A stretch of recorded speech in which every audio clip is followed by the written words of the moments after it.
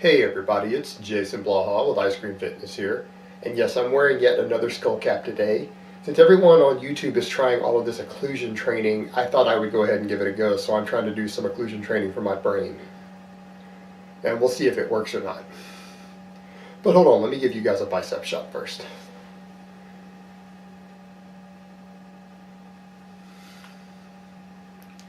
Okay, since I put out a video a few days ago discussing my current diet, my high protein intake, and was discussing some of the thermic effect of protein, I'm getting a lot of questions again by people who want to overcomplicate their caloric intake. And they're going, well, should I account for this? If I'm increasing my protein, shouldn't I just chop 30% of those calories off the top? And look guys, there are a lot of formulas that will help you do this, like at bodybuilding.com and the nutrition forum stickies. But it isn't necessary. If you guys watch my basic nutrition playlist, I kind of explain a bit of why consistency seems to matter more than getting those numbers correct. And when you're doing TDEE calculations to determine your maintenance calories, it's just to get you in the ballpark. It's the changes on the scale that you use to track your changes in metabolism. And that's also one of the reasons I recommend consistency in your macronutrients and not doing things like carb cycling or things to where you're eating different amounts of protein day to day. If you know that you need, or you've calculated that you need approximately 250 grams of protein as a nice safe margin, even if it's 200 and you've decided to go with 250, leave it at 250. Don't have days where you eat 400 grams and don't have days where you drop it to 150, so that you're not dealing with a changing thermic effect. Same with your carb cycling. If you're eating at least close to the same amount of carbs every day and you don't have 100 or 150 gram variations day to day, you're not going to see big fluctuations in water weight. And the same with the protein, you're not going to see big fluctuations in thermic effect. So what that does is that it should give you fairly consistent water weight when you're on a bulk or a cut. And what that allows you to do is to more accurately track what your actual maintenance is at any given time. And people overcomplicate this. It's very simple, guys. If you are drug-free, there's no need to do extreme bulks or extreme cuts. Or if you're not prepping for a bodybuilding show, if you're just a regular Joe who wants to get ripped at the beach, and that's why you're cutting, or you just want to look good, you're not a competitive athlete, there's no need for you to do fast bulks or fast cuts, which means cutting at a 10% maintenance is fine, and you can go up to 20% if you're at a higher body fat. If you're where I'm at or up, if you're over about 15% body fat, okay, 20% is fine. But if you're below that, a 10% deficit under your maintenance is all you need. And the reason is you're going to have less changes in your hormone levels.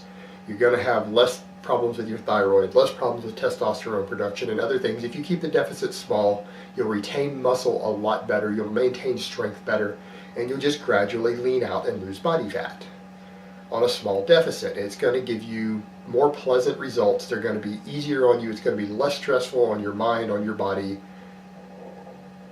You're going to keep your gains easier. It's going to have less problems with your hormones. It's all around better. Keep a fairly small deficit. Same with bulking. A 10% surplus is generally all most people need if they're concerned at all with body composition. And again, these things change when you start throwing drugs in the mix, so this advice is only for naturals. What that also means is that you don't need to know what your maintenance is on a calculator. That just gets you in the ballpark. Once you get in the ballpark, you use a scale weight to adjust it. And you can assume that once water is accounted for, any changes in tissue weight of 1 pound per week is about 500 calories per day. So if you're losing a pound a week, or you're gaining a pound a week after your initial change in water weight in the first week of a bulk or a cut, that's about approximately a 500 calorie difference. If it's half a pound, then it's approximately a 250 calorie difference. Now you're always going to have water fluctuations in there, but generally if you have stalled for 3 weeks at the same body weight, and 3 weeks from now you're less than 1 pound or within a half a pound of where you were 3 weeks before and you're bulking or cutting, it's very simple. You're now at maintenance. So therefore change your caloric intake another 10%. So if you've been clean bulking on 10% and you stalled, add 10% to your calories. If you've been slow cutting correctly for a natural and you're at a 10% deficit and you've stalled on weight loss, reduce your calories another 10%. Or increase your caloric expenditure enough through other activities to boost it back up. Add in activity. But either way, that's what you do. That's your maintenance is always going to be dynamic. It is going to change as your activity changes, as your hormones change, as your muscle mass and body weight change. Your maintenance is going to change regardless of what it spits out on a calculator. So people overcomplicate it. Keep everything consistent. And it doesn't matter whether you're eating 200 or 400 grams of protein on this. Keep it consistent. And if you do all these things consistently, you can use this scale to assess changes in maintenance. So as I've said before in other videos on this topic, when you're dealing with things like determining your maintenance calories and your bulking and cutting, consistency is more important than accuracy.